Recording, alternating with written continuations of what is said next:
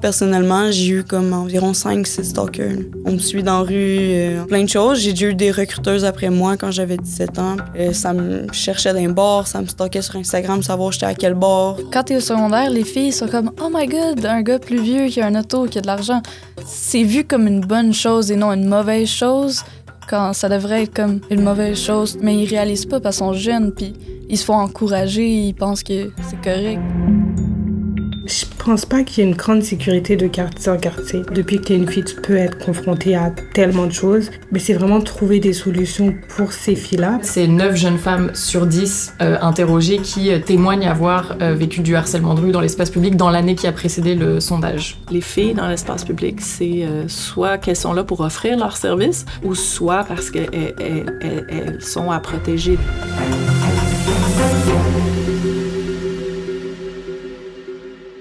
À Montréal, le discours sur la sécurité publique met souvent l'accent sur les jeunes hommes. Mais qu'en est-il des jeunes femmes? Que vivent-elles dans les rues de la ville? Quelles sont leurs réalités dans l'espace public? Ces derniers mois, la Converse s'est intéressée de près à cet enjeu, spécifiquement dans l'arrondissement Rivière-des-Prairies-Pointe-aux-Trembles. Des rencontres ont été faites avec des intervenantes, des chercheuses et des membres de forces de l'ordre, mais spécifiquement avec des jeunes femmes qui sont directement confrontées à cette réalité. On va raconter une histoire qui nous est arrivée cette année en été. Donc, il était un petit peu tard et nous, on avait décidé, moi, elle, puis une autre de nos amies. Je tiens à préciser que c'est une arabe voilée. Donc, c'est important pour l'histoire. Et on a décidé de prendre le bus à ce moment-là. Et je tiens à préciser que le chauffeur, c'est un monsieur dans la cinquantaine blanc. Je pense que c'est aussi important pour l'histoire. Il ne nous a pas laissé descendre. Donc pendant 6-7 arrêts, on lui suppliait « Monsieur, s'il vous plaît, s'il vous plaît, s'il vous plaît, s'il vous plaît ». Donc 3 jeunes adolescentes de 18 ans, on était là, on lui disait « S'il vous plaît, laissez-nous descendre, laissez-nous descendre ». Et au final, il nous a laissé descendre 6 arrêts plus loin que quand on avait commencé à lui demander. Tu sais, à chaque fois que je me fais stalker et que j'en parle à un intervenant, ils sont comme, ils se sentent juste impuissants, ils savent pas qu'est-ce qu'ils peuvent faire. Je me sentais même pas en sécurité de marcher 10 minutes pour aller à l'école sans armes. Les personnes, en fait, nous ont rapporté souvent que plus elles sont jeunes, plus elles en vivent, du harcèlement de rue. Les participantes à notre recherche, par exemple, elles nous ont mentionné qu'elles avaient vécu leurs premières expériences autour de 10 ans. Et quand on fait des recherches avec des personnes majeures, adultes, très souvent aussi, elles nous disent que ça a commencé alors qu'elles étaient encore mineures. Quand on est une jeune femme, on a ces stigmates sur nous, encore présents complètement aujourd'hui. C'est ce qui permet probablement aux garçons ou aux hommes de continuer avec le harcèlement, parce que ça fait pas loin de 200 ans qu'on dit oui, les filles dans l'espace public, c'est soit qu'elles sont là pour offrir leurs services, ou soit parce qu'elles sont à protéger. Donc, d'une façon ou d'une autre, on veut pas les voir dans l'espace public. La violence que vivent les jeunes femmes est différente. Elle est moins médiatisée et moins discutée. Alors qu'une agression à main armée attire l'attention, le harcèlement dont sont victimes les jeunes filles est rarement discuté. Alors que c'est une réalité ancrée dans la métropole. Un regard, une remarque, une main trop insistante, cela contribue à un climat d'agression quotidienne normalisé et banalisé.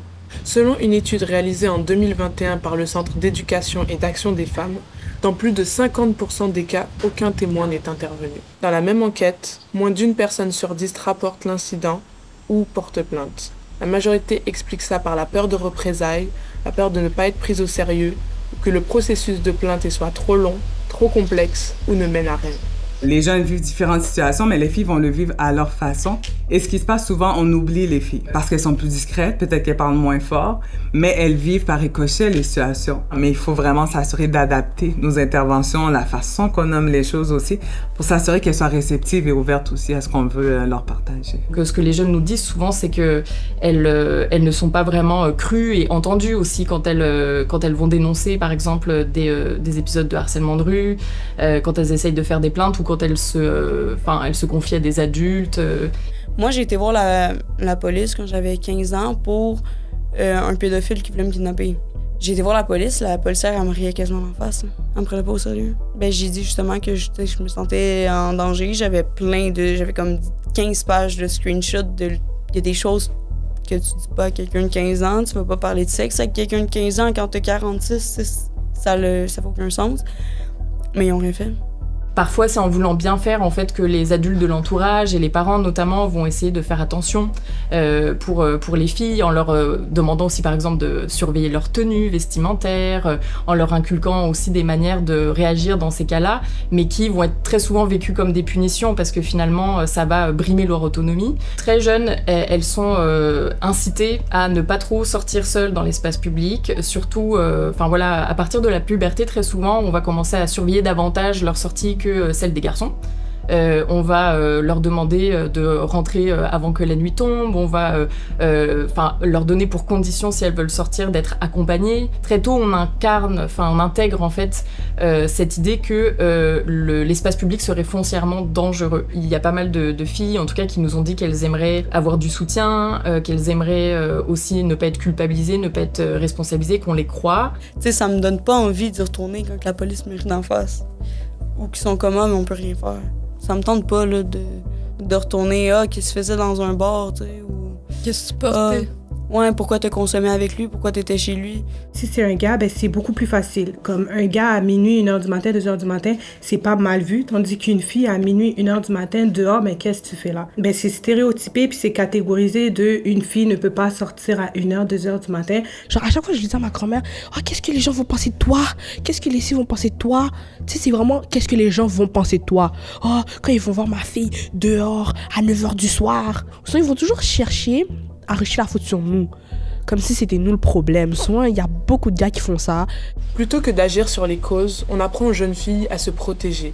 On les responsabilise et peu est fait pour prévenir ce qui rend les rues si dangereuses pour elles. Elles doivent éviter certains lieux, changer leur itinéraire, rentrer avant qu'il ne fasse nuit, ne pas provoquer. Au-delà de l'harcèlement, une autre forme de violence persiste, l'exploitation sexuelle. Une réalité bien plus proche que ce qu'on croit. À Rivière-des-Prairies, Pointe-aux-Trembles, les ressources sont rares. Une seule intervenante, Alisa, est officiellement dédiée à cette problématique. Elle, comme d'autres personnes rencontrées, souligne que l'exploitation sexuelle commence souvent dans la sphère intime, avec une personne de confiance, avant de s'intensifier. Tu crées un petit lien de confiance, puis c'est comme ça que ça commence. Un petit lien de confiance, puis là, tu vas te dire, je peux faire confiance à cette personne-là m'a aidé une fois. Puis là, cette personne-là te demande quelque chose d'autre. Des fois, ça peut être juste des setups qui font. Ce qu'on voit vraiment beaucoup à Pointe-aux-Trembles, c'est que, il y a un gars avec qui tu as un lien de confiance, puis il va dire, il y a quelqu'un que... je dois rencontrer cette telle personne, puis est-ce que tu peux juste texter cette personne pour lui dire, venant de toi, ça va passer mieux parce que t'es une fille, juste de te rendre à telle place, puis après moi je vais voir ce que je vais faire avec lui après par la suite. Et la fille est vraiment prise entre les deux chaises aussi, dans les deux groupes. Donc après, elle voudrait bien s'en sortir, tu veux aller à gauche, mais le groupe opposant t'attend, et de l'autre côté c'est la même chose, donc t'es vraiment entre les deux. Donc le choix qu'elles ont, souvent elles disent, il faut que je reste là, jusqu'à ce que je trouve une porte de sortie, mais c'est très difficile. OK, ils font comme le sauveur, mais en fait, ils voient ta vulnérabilité puis ils veulent en profiter, c'est ça? C'est le sauveteur, mais c'est lui le problème. Tu sais, moi, je vais t'apporter de la sécurité, mais il faut que tu fasses des choses en échange. On ne voit pas nécessairement que ce sont des gens qui viennent aux abords de l'école ou dans les commerçants pour attirer les filles. Ça se passe aussi beaucoup sur les réseaux. Et oui, on a de nos jeunes filles qui peuvent tomber dans ces pièges-là. Ce qui arrive, c'est que ça devient comme une norme. C'est normal, c'est banalisé. Mais l'autre, elle a eu $250, elle s'est acheté un sac. Pourquoi pas? Et c'est ça un peu la problématique, c'est que tout vient à être banalisé. Harcèlement, violence, exploitation, ce climat d'insécurité a des conséquences bien réelles sur les jeunes filles et femmes. Il façonne leur quotidien, mais impacte aussi leur santé mentale, leur liberté de mouvement et leur confiance en elles. Plus qu'un enjeu de sécurité, cela devient une question d'accès égalitaire à l'espace public. Selon l'Institut national de santé publique du Québec, dans près de 9 cas sur 10, les agressions sexuelles sont commises par un individu connu de la jeune victime, un membre de la famille, une connaissance, un ou une amie, un ou une partenaire. Au Québec, 95% des victimes d'exploitation sexuelle sont des femmes. À Montréal, ce phénomène est d'autant plus visible. En effet, 3/4 des accusations provinciales de traite à des fins sexuelles proviennent de la métropole. En 2020, plus de 2200 infractions liées à l'exploitation sexuelle ont été enregistrées.